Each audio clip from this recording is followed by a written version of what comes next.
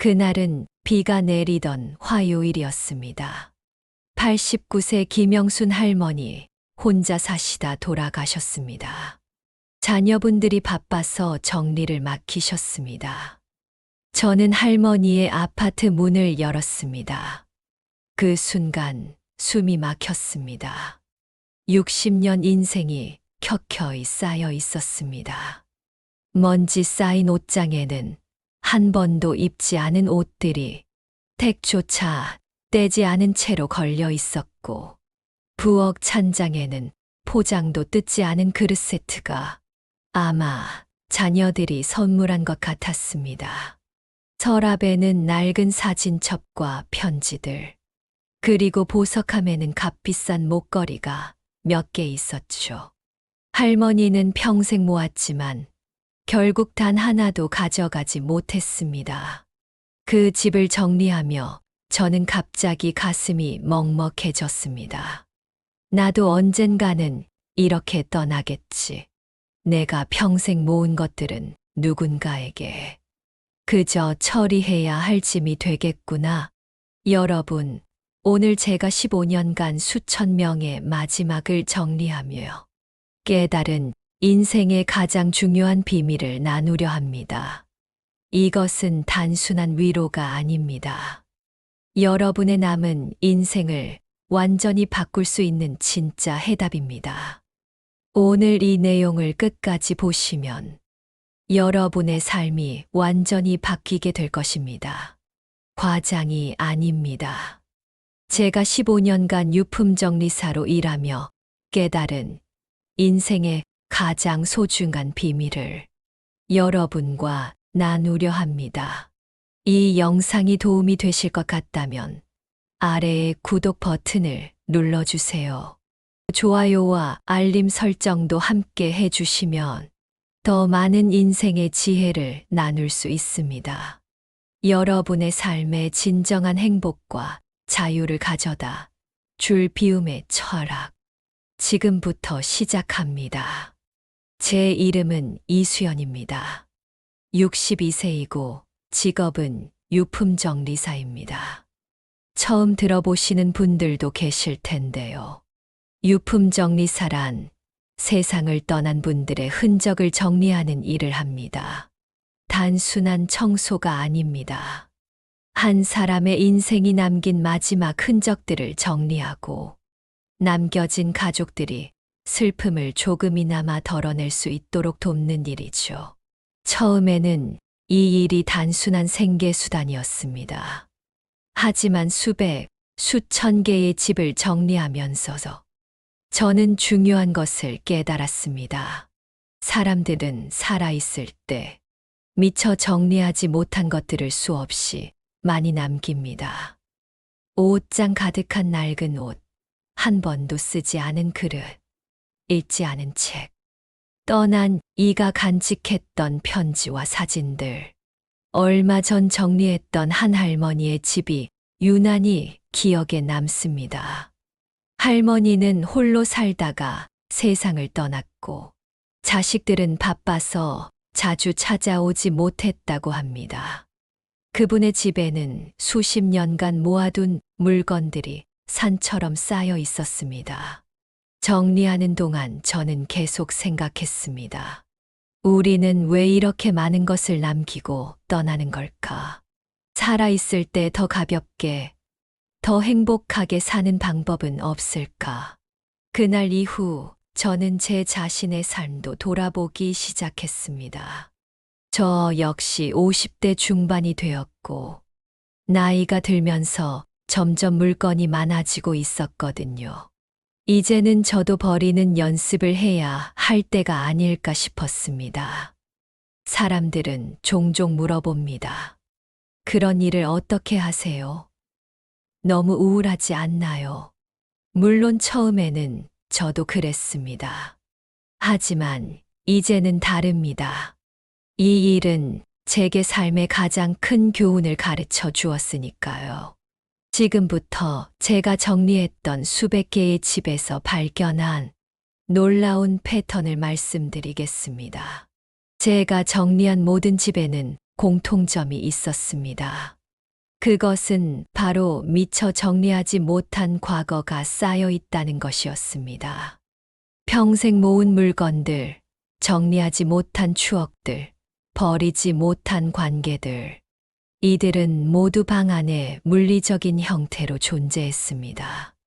어떤 집은 천장까지 물건이 쌓여 있었고, 어떤 집은 물건들 사이에 겨우 사람 한 명이 지나갈 수 있는 좁은 통로만 있었습니다. 그리고 그 물건들 아래에는 언제나 사람의 이야기가 숨겨져 있었습니다. 우리는 왜 물건을 버리지 못할까요? 제가 만난 고인들의 유품을 정리하다 보면 사람들이 물건을 버리지 못하는 3가지 이유가 있었습니다. 첫째, 언젠가 필요할지도 몰랐어. 이 말 한마디에는 미래에 대한 깊은 불안감이 숨어 있습니다. 사람들은 불확실한 미래를 대비하기 위해 물건을 모으기 시작합니다. 한 번은 80대 할아버지의 창고에서 30년 된 전구 상자를 발견한 적이 있습니다. 할아버지는 전구가 없어지면 어떡하나 하는 걱정에 그것을 모으기 시작했다고 합니다.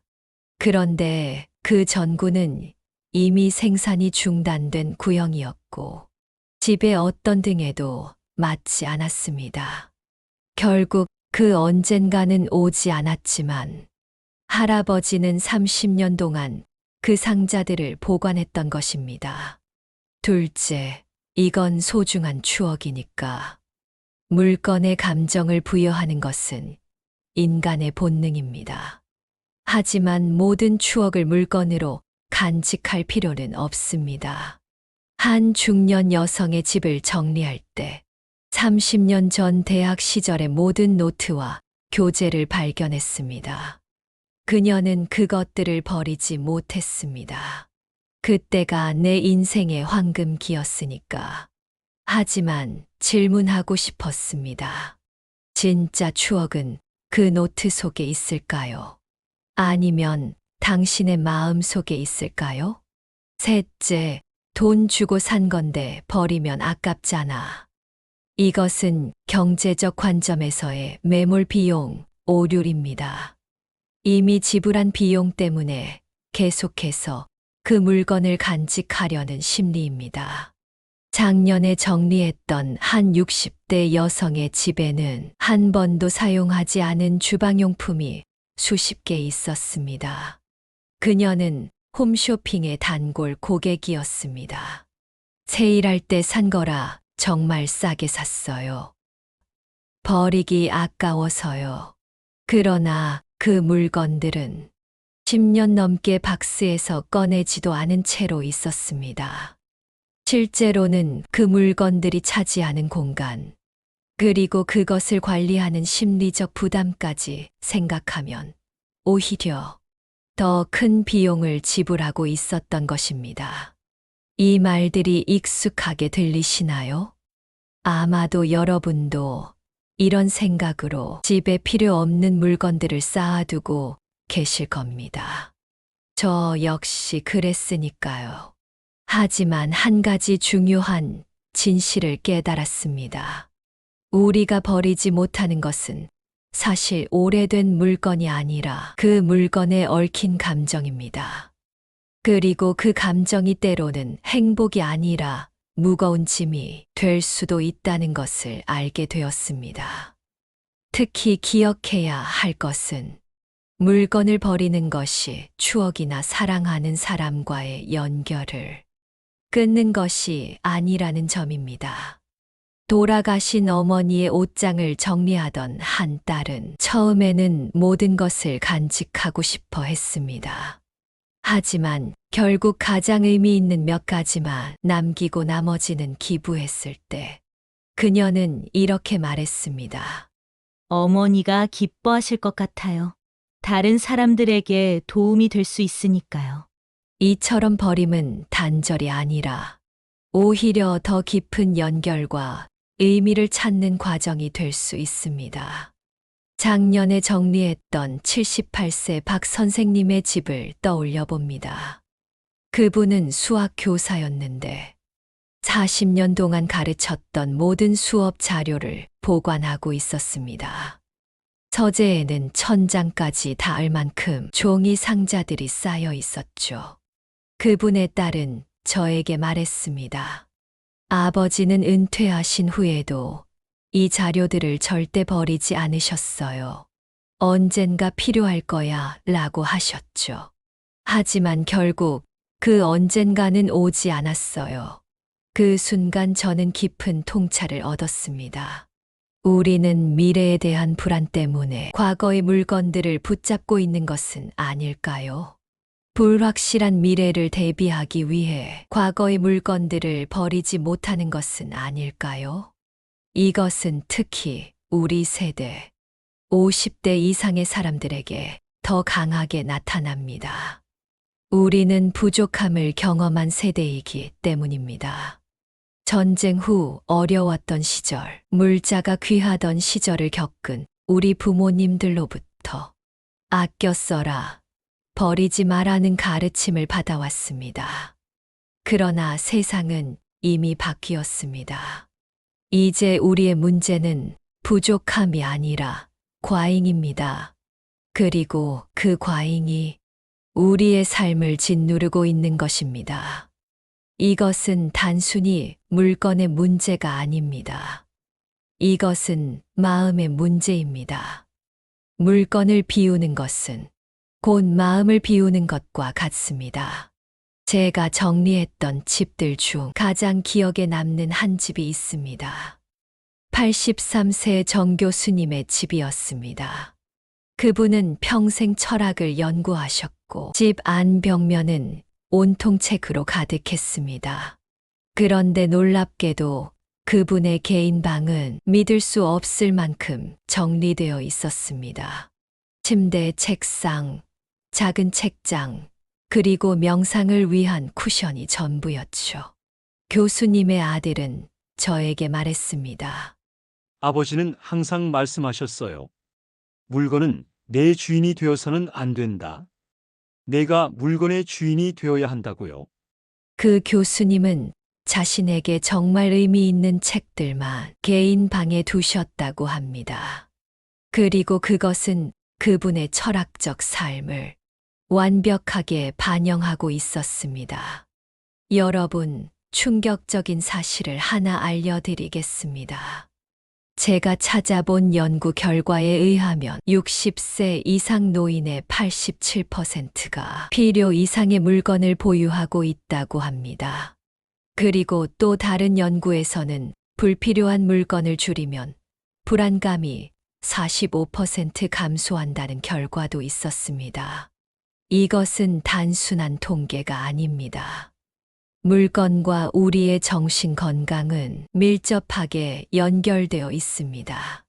실제로 심리학자들은 집 안의 물리적 공간이 우리의 정신적 공간을 반영한다고 말합니다. 어수선한 공간은 어수선한 마음을, 정돈된 공간은 평온한 마음을 만들어냅니다. 물건을 정리하는 과정은 단순한 청소가 아니라 자신의 마음을 들여다보는 명상과도 같은 것입니다. 그래서 많은 심리 상담사들이 정신적 어려움을 겪는 사람들에게 집안 정리를 권하는 것입니다. 이것은 단순한 숫자가 아닙니다. 제가 15년간 일하면서 직접 목격한 현실입니다. 지난달 정리했던 김 할아버지의 집을 생각해 보세요. 할아버지는 30년간 신문을 모으셨습니다. 집안 곳곳에 신문 더미가 쌓여 있었고, 할아버지는 그 좁은 공간에서 겨우 한 평, 남짓한 공간에서만 생활하셨습니다. 숨 쉴 공간조차 없었습니다. 그런데 정리가 끝난 후, 그 집은 마치 빛이 들어오는 것처럼 밝아졌습니다. 그리고 놀랍게도 할아버지의 남은 가족들은 할아버지가 살아계셨을 때 이렇게 했더라면 얼마나 좋았을까요? 라고 말했습니다. 이런 경험을 수백 번 하면서 저는 깨달았습니다. 물건이 많을수록 삶은 무거워집니다. 그리고 물건을 줄이는 것이 곧 행복을 늘리는 일이라는 것을요.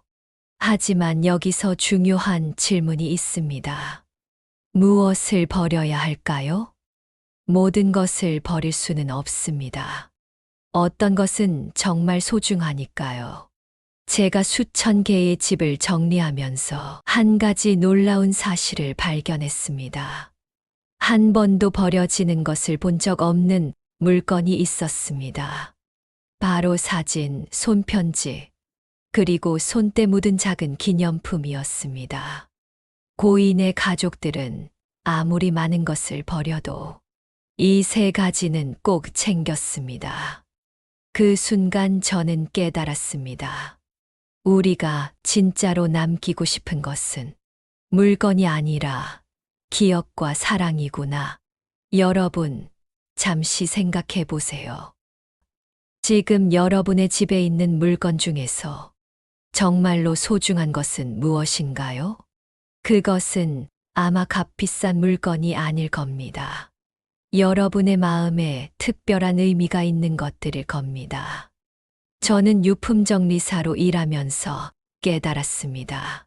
사람들은 죽음을 앞두고 후회하는 것이 있습니다. 바로 왜 더 일찍 버리지 않았을까? 라는 것입니다. 왜 더 가볍게 살지 않았을까? 왜 물건에 집착하며 살았을까? 그런 후회를 합니다. 그렇다면 앞으로 어떻게 해야 할까요? 지금부터 제가 제안하는 것은 단순한 정리법이 아닙니다. 이것은 삶의 방식입니다. 버림이란 곧 자유를 의미합니다. 모든 문명과 철학에서 비움은 중요한 가치로 여겨져 왔습니다. 현대 심리학에서도 미니멀리즘이 정신 건강에 긍정적인 영향을 미친다고 말합니다. 왜 이런 철학이 시대와 장소를 넘어 공통적으로 나타날까요? 그것은 인간의 본질적인 행복이 소유가 아니라 존재에 있다는 깊은 진실 때문입니다. 우리는 무엇을 가졌느냐가 아니라 어떤 사람이냐에 따라 행복해집니다. 어느 날, 저도 제 자신의 집을 돌아봤습니다. 그리고 깜짝 놀랐습니다. 유품 정리사인 저도 모르는 사이에 필요 없는 물건들로 집이 가득 차 있었던 거예요. 그래서 저는 결심했습니다. 나도 지금 시작해야겠다.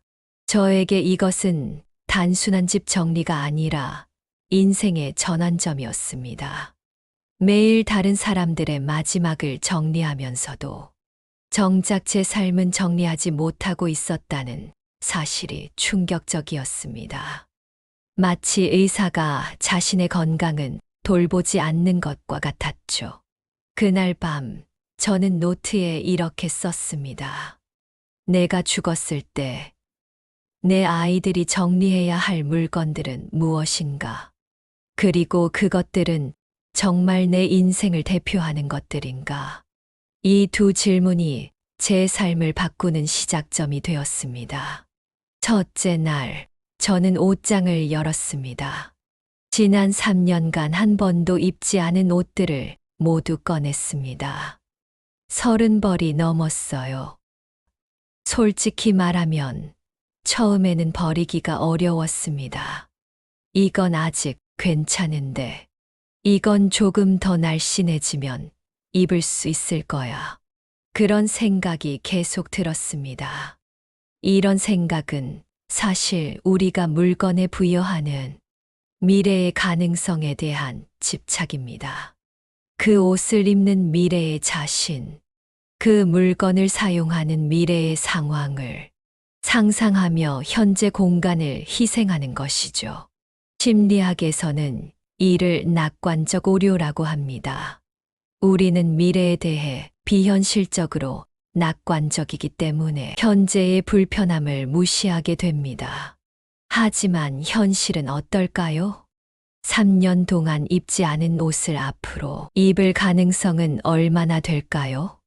통계적으로는 5% 미만입니다.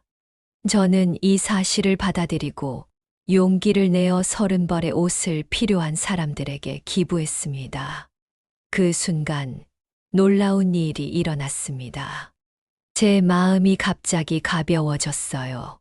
마치 제 인생에서 무거운 짐 하나를 내려놓은 듯한 느낌이었습니다. 둘째 날, 저는 서재로 갔습니다. 10년 넘게 모아둔 서류들, 읽지 않는 책들, 쓰지 않는 문구류, 이것들도 모두 정리했습니다. 그리고 또다시 그 해방감을 느꼈습니다. 특히 서류 정리는 놀라운 경험이었습니다.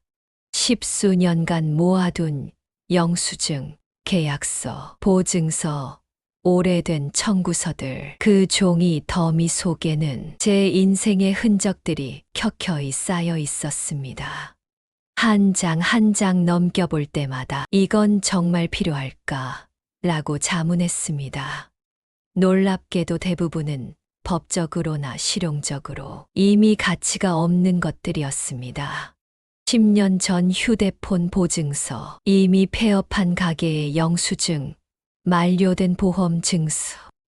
이 모든 것들이 혹시 모를 상황을 대비해 제 서랍을 차지하고 있었던 것입니다.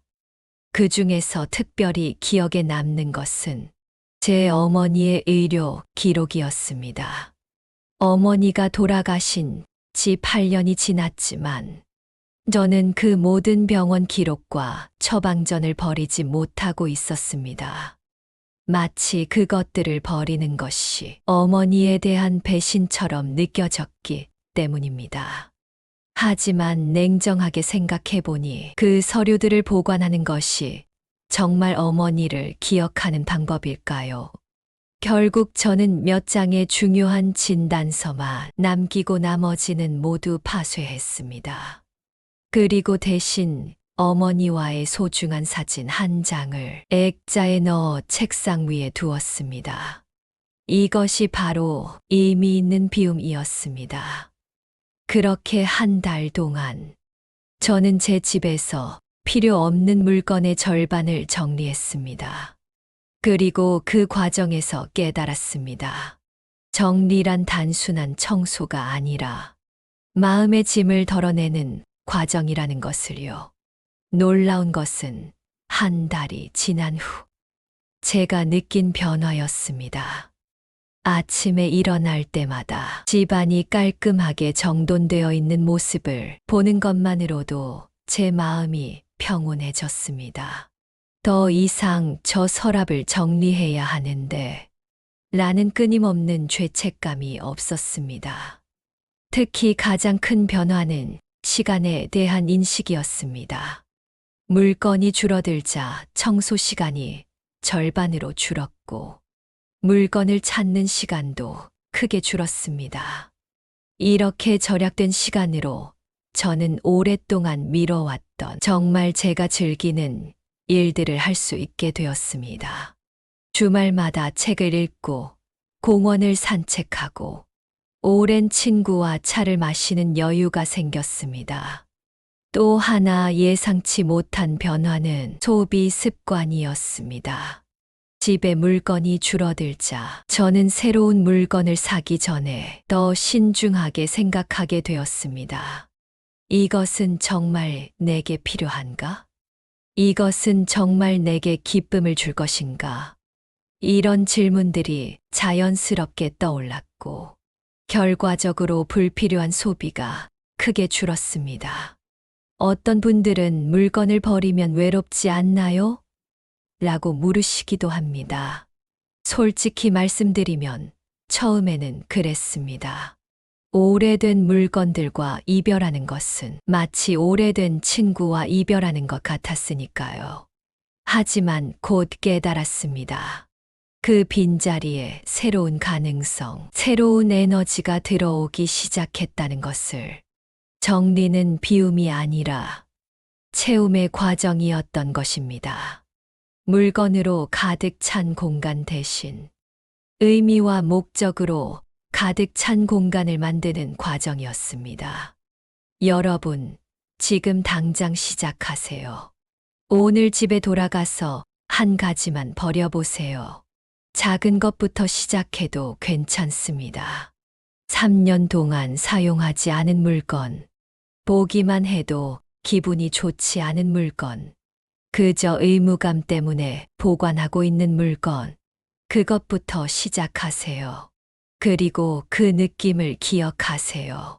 그것이 바로 자유의 첫 걸음입니다. 제가 수많은 유품 정리 경험을 통해 만든 간단한 3단계 방법을 공유해 드리겠습니다. 이 방법은 정리를 시작할 때 느끼는 압도감을 줄이고 효과적으로 진행할 수 있게 도와줍니다. 첫 번째 필수품, 감정품, 희망품으로 구분하세요. 필수품은 현재 일상생활에 정말 필요한 것들입니다. 매일 입는 옷, 자주 사용하는 주방용품, 현재 읽고 있는 책 등이죠. 감정품은 강한 감정적 가치가 있는 물건들입니다. 가족 사진, 할머니의 반지, 자녀의 첫 그림 같은 것들이죠. 희망품은 언젠가 필요할지도 몰랐어. 또는 조금 더 날씬해지면 입을 수 있을 것 같았어. 보관하는 물건들입니다. 두 번째, 이렇게 구분한 후 희망품부터 정리하세요. 이것들이 바로 우리를 가장 무겁게 하는 물건들입니다. 세 번째, 하나의 공간, 하나의 목적을 기억하세요. 모든 물건에는 그것만의 자리가 있어야 합니다. 그리고 하나의 공간은 하나의 명확한 목적을 가져야 합니다. 침실은 휴식을 위한 공간이지, 미래에 읽을 책들을 쌓아두는 창고가 아닙니다. 부엌은 요리를 위한 공간이지, 사용하지 않는 가전제품의 전시장이 아닙니다. 각 공간의 목적을 명확히 하고 그 목적에 부합하지 않는 물건들은 다른 곳으로 옮기거나 정리하세요. 이 세 가지 원칙만 기억하셔도 정리는 훨씬 쉬워집니다. 그리고 기억하세요. 완벽함을 추구할 필요는 없습니다. 작은 변화, 작은 성공이 모여 큰 변화를 만들어냅니다. 제가 마지막으로 정리했던 집은 76세 교사 출신 할아버지의 집이었습니다. 할아버지는 파킨슨병으로 요양원에 가시게 되었고, 자녀들이 집을 정리해달라고 요청했습니다. 40년 교직 생활의 흔적이 담긴 집이었습니다. 수많은 책과 교과서, 학생들의 편지, 상장들. 처음 봤을 때는 어디서부터 시작해야 할지 막막했습니다. 하지만 자녀분들과 함께 차근차근 정리하면서 우리는 할아버지의 삶을 다시 보게 되었습니다. 수천 권의 책 중에서 정말 소중한 몇 권, 수백 장의 사진 중에서 가장 의미 있는 몇 장, 그리고 학생들의 손편지 중에서 할아버지가 가장 소중히 여겼던 몇 통을 선별했습니다. 모든 정리가 끝나고 자녀분들은 놀라워했습니다. 아버지의 인생이 이렇게 풍요로웠다는 것을 몰랐어요. 이 많은 것들 속에서 보지 못했던 것을. 오늘도 저는 새로운 집으로 향합니다. 또 한 사람의 유품을 정리하기 위해서입니다. 하지만 이제 저의 마음은 조금 다릅니다. 저는 단순히 남겨진 물건을 정리하는 것이 아니라 살아있는 사람들에게 더 가벼운 삶을 선물하고 있다는 것을 깨달았습니다. 여러분도 오늘부터 시작하세요. 비움의 여정을. 그리고 느껴보세요. 물건이 줄어들수록 마음은 더 가벼워지고, 공간이 넓어질수록 가능성은 더 커지고, 소유가 줄어들수록 자유는 더 커진다는 것을.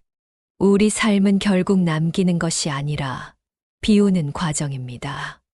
오늘 하루 여러분의 비움이 가져다 줄 행복을 상상해 보세요. 그리고 첫 걸음을 내디드세요. 저는 유품정리사 이수연이었습니다. 이 영상이 도움이 되셨다면 구독, 좋아요, 알림 설정 부탁드립니다. 여러분들의 소중한 사람들한테 공유도 해주세요. 여러분의 한 번의 클릭이 더 가벼운 삶으로 가는 첫걸음이 될 수 있습니다. 비울수록 행복해집니다. 오늘도 행복한 하루 되세요.